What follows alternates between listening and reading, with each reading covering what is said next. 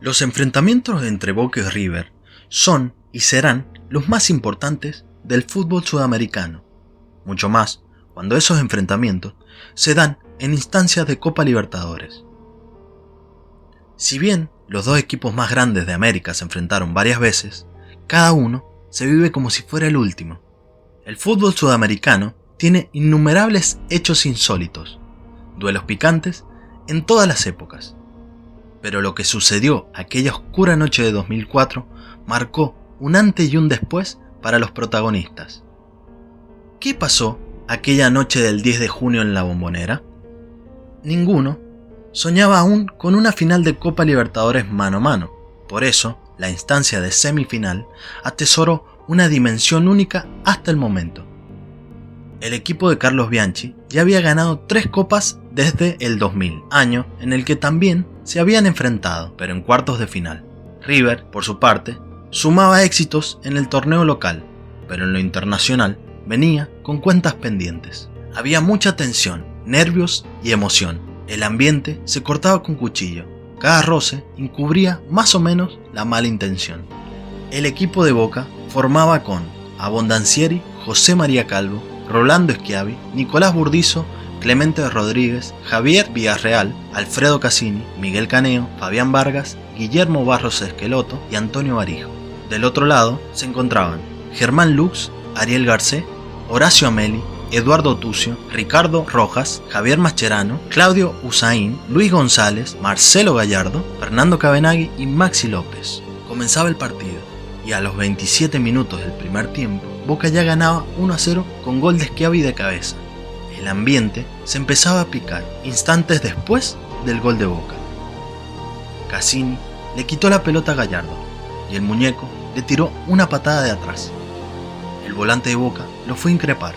Gallardo le metió un cabezazo y enseguida comenzó el conflicto. Claudio Martín, el árbitro, no dudó, roja para los dos. Se olfateaba que en algún momento podía suceder algo así. El ambiente estaba bastante caliente, pero las tarjetas no calmaron los ánimos. Por el contrario, todo iba de mal a peor. Gallardo comenzó a pelearse con todos. Llegó corriendo desde su arco el Pato Abondancieri. Hubo una piña de Marcelo Gallardo, pero también un arañazo. En ese instante, Abondancieri comenzó a sangrar. Vi el arañazo. En ese momento le dije a Bracenas, el cuarto árbitro, que se llevara a Abondancieri, porque íbamos a tener que expulsarlo también, recordó Martín, el árbitro del partido. La tercera roja fue para Garcés a los 40 minutos del primer tiempo, por una alevosa plancha al colombiano Vargas. En la parte final, la tensión se mantuvo, hubo menos agresiones, pero el Coco Ameli siguió jugando casi de casualidad. Primero insultó a Vargas y después le pisó los genitales a Barijo.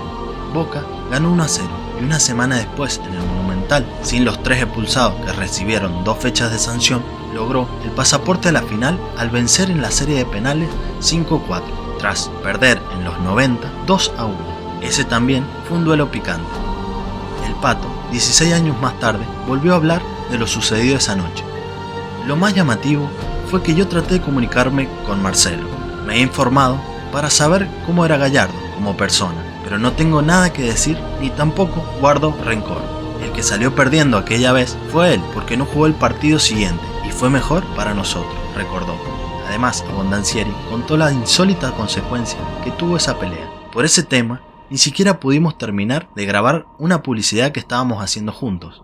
Antes de lo que pasó, estábamos grabando una publicidad en la cancha de Argentino y estaba perfecto todo. Era una publicidad del equipo ideal, pero justo pasó lo del clásico y después tuvimos que terminar haciendo la publicidad por separado, cada uno en distintos horarios, detalló. Aquella fue una de las noches más oscuras del superclásico, que quedará grabada para siempre en los hinchas y los protagonistas de aquel encuentro. Si te gustó, dale like y compartilo. Además, suscríbete para no perderte nada. Ahora sí, nos vemos en la próxima.